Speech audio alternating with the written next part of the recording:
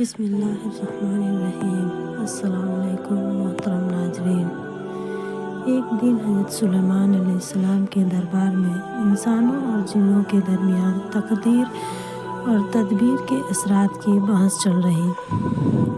جنوں پاس بھی مضبوط دلائل تھے کہ اچھی اور محفوظ تدابیر سے تقدیر بدل جا سکتی ہے، جبکہ کچھ انسانوں کی طرف سے بھی تقدیر کے اٹل ہونے پر مضبوط دلائل تھے۔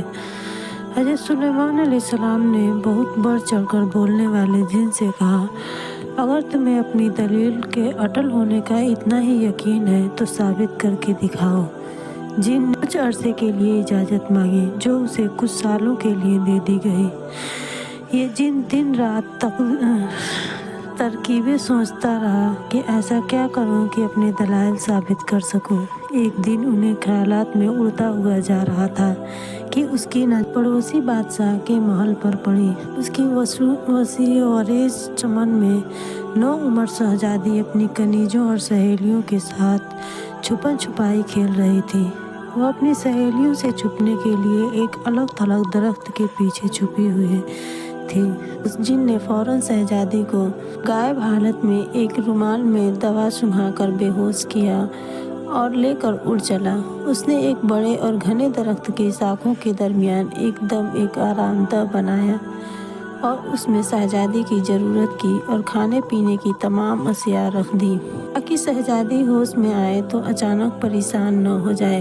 یہ درخت سوریدہ اور خوب چوڑے درمیان کے تھا، دور دور تک صرف جنگل و بیابان تھا۔ ہوش آنے تک جن مناسب شکل میں ایک بزرگ کی صورت میں آ گیا۔ شہزادی ہوش میں آئی تو رونا دھونا کیا اور کھانے پینے سے انکار کر دیا، کیونکہ اس تبدیلی نے اس کے حواس گم کر دیے تھے۔ جن کو اندازہ تھا انسان تادیر نئی جگہ، لوگ اور ماحول کو اپنا نہیں پاتا، اس لیے اس نے اس کی تمام ضرورت کی چیزیں رکھیں اور یہ کہہ کر نکل گیا، ابھی تم آرام کرو۔ نوعمر شہزادی غم و دکھ میں روتے روتے سو گئی۔ جن اگلے دن بزرگ کی شکل میں آیا اور اسے پر شفقت انداز سے جھوٹی تسلیاں دی تاکہ وہ بیمار نہ ہو جائے، کہیں بادشاہ معظم اسے سزا نہ دے۔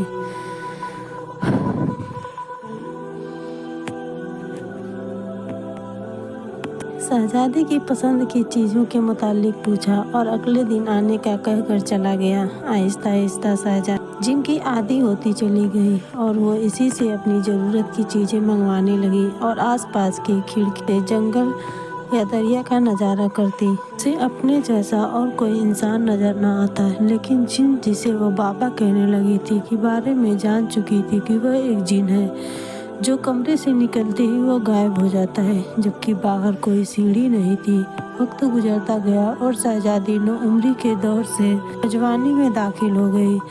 جن کے آنے کے نئے میں لمبا وقفہ آنے لگا، کیونکہ اب وہ مطمئن تھا کہ اب شہزادی کو پیش کرنے کا وقت آنے والا ہے اور وہ بادشاہ معظم حضرت سلیمان علیہ السلام کے ساتھ اپنی شرط جیت جائے گا۔ ایک دن طوفان کے آثار تھے، دن میں بھی رات چھا گئی تھی۔ شہزادی نے ایسی طوفانی کیفیت پہلی مرتبہ دیکھی تھی۔ ڈر اور خوف سے اس کا برا حال ہو گیا۔ کافی دیر گزر گئی کہ اس دوران اسے دروازے پر دستک سنائی دی۔ ایسا پہلی بار ہوا تھا کہ کسی نے دستک دی ہو، ورنہ جن تو خود بخود اندر آ موجود ہوتا تھا۔ شہزادی نے خوف و دہشت سے پوچھا، کون؟ تو اسے گھبرائی ہوئی آواز سنائی دی، ہمیں کچھ دیر کے لیے اندر پناہ دو، طوفان گزرنے تک ہم رکنا چاہتے ہیں۔ شہزادی نے دروازہ کھولا تو وہاں دو نوجوان بمشکل ٹہنی پر بیٹھے ہوئے تھے۔ دروازہ کھلتے ہی دونوں جوان اندر داخل ہو گئے۔ شہزادی نے ایک مدت کے بعد اپنے جیسے انسانوں کو دیکھا تو اسے اغوا ہونے سے پہلے کا وقت یاد آ گیا کہ انسان ایسے ہوتے ہیں۔ ان میں سے ایک نوجوان اچھے حلیے میں اور دوسرا انتہائی غریبانہ حلیے میں تھا۔ شہزادی نے امیر شخص کو، جو کافی زخمی تھا، اپنے پاس موجود مختلف دوائیاں دیں تو غریب آدمی نے اپنے ساتھی کی مرہم پٹی کی، کچھ کھانا کھایا اور آرام کرنے لگے۔ دونوں جوان حیران تھے کہ اکیلی لڑکی کیسے اور کیوں کر یہاں اکیلی رہ رہی ہے، لیکن انہیں فی الحال طوفان سے پناہ مل گئی تھی۔ شہزادی نے اگلے دن ہی بتایا کہ میں ایک جن کی قید میں ہوں اور مجھے نہیں معلوم کتنا عرصہ گزر گیا، بس میں اس وقت اتنی سی تھی۔ شہزادی نے ہاتھ سے اشارہ کر کے بتایا تو نوجوان کو اندازہ ہوا کہ وہ اس وقت 7-8 سال کی ہوگی اور اب اس کے اندازے سے 12 سال گزر چکے ہیں۔ شہزادی جن کے آنے کے خوف سے انہیں جانے کا کہتی رہی، لیکن غریب لڑکے نے بتایا کہ وہ ایک ملک کا شہزادہ ہے اور میں اس کشتی کا ملاح ہوں جس پر سوار ہو کر شہزادے ساتھیوں کے ساتھ مچھلیوں کے شکار کے لیے نکلے تھے کہ اس طوفان نے کشتی بری طرح تباہ کر دی۔ باقیوں کا کیا بنا، صرف ہم دونوں ایک پتے سے چمٹ کر اس درخت کی لمبی شاخوں سے اٹک گئے۔ چڑھتی ہوئی طوفانی لہروں سے بچنے کے لیے درخت پر چڑھے تو کمرہ دیکھ کر حیرت بھی ہوئی اور بچنے کی امید بھی، لیکن یہاں تو ایک اور ہی ماجرا نظر آ گیا۔ شہزادے نے کچھ بہتر ہونے تک ٹھہرنے کی اجازت چاہی۔ شہزادی نے بتایا کہ جن انہیں زندہ نہیں چھوڑے گا۔ حیرت انگیز طور پر جن کے آنے کا وقفہ لمبا ہوا اور اس دوران شہزادہ بہتر ہو گیا، اور وہی ہوا جو تقدیر نے رنگ دکھانا ہوتا ہے کہ شہزادی اور شہزادے کے آپس میں دلچسپی دیکھ کر سادہ دل ملاح نے کہا، عالی جناب، میں آپ دونوں کا نکاح کر دیتا ہوں، کیونکہ آپ کا اس طرح یہاں اکیلا رہنا ٹھیک نہیں، اور اس کے بعد میں جلد از جلد شہر تک پہنچ کر آپ کے لیے مدد لے کر آ جاؤں گا۔ طوفان کی وجہ سے لاتعداد تختے نیچے موجود ہیں، میں کسی طرح پہنچ جاؤں گا۔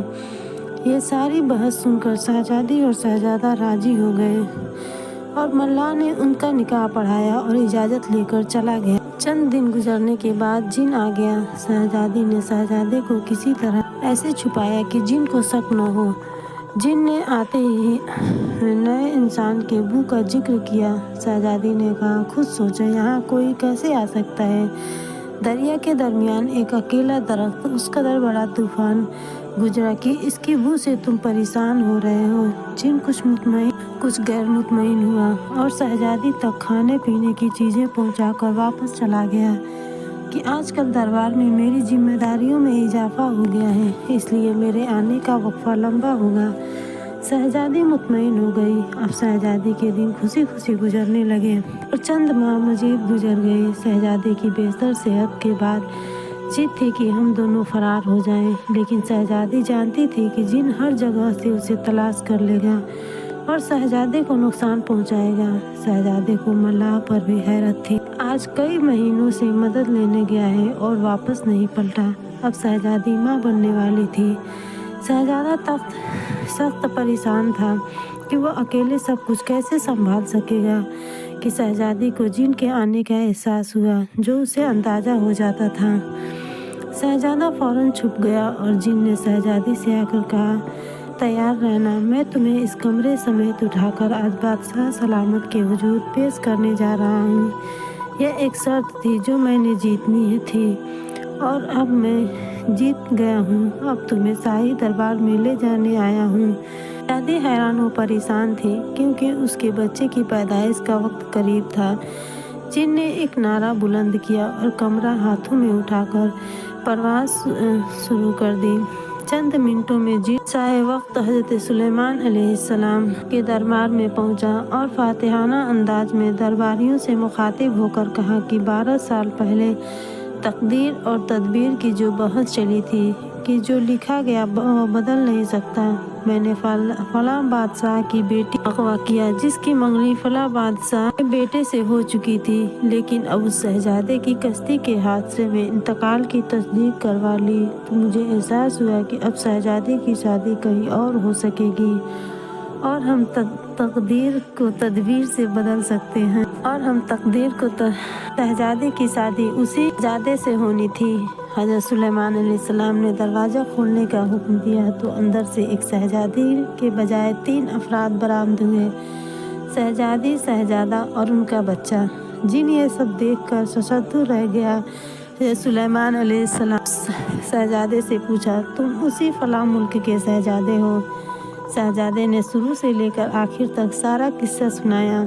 जिन हज़रत सुलेमान अलैहिस्सलाम के कदमों में गिर गया, लेकिन हज़रत सुलेमान अलैहिस्सलाम ने उसको उम्र कैद की सज़ा दी। अल्लाह पर यकीन महकम न हो तो ऐसी बहस में कुदरत को चैलेंज करने वाली हरकत नाकाबिले माफ़ी होती है। शहजादी और शहजादे को उनके लवाहिकीन के आने तक शाही मेहमान खाने में ठहराया गया। दोस्तों, अगर वीडियो अच्छा लगे तो इसे लाइक करें और चैनल को सब्सक्राइब करें। मिलते हैं अगले वीडियो में, तब तक के लिए अल्लाह हाफिज़।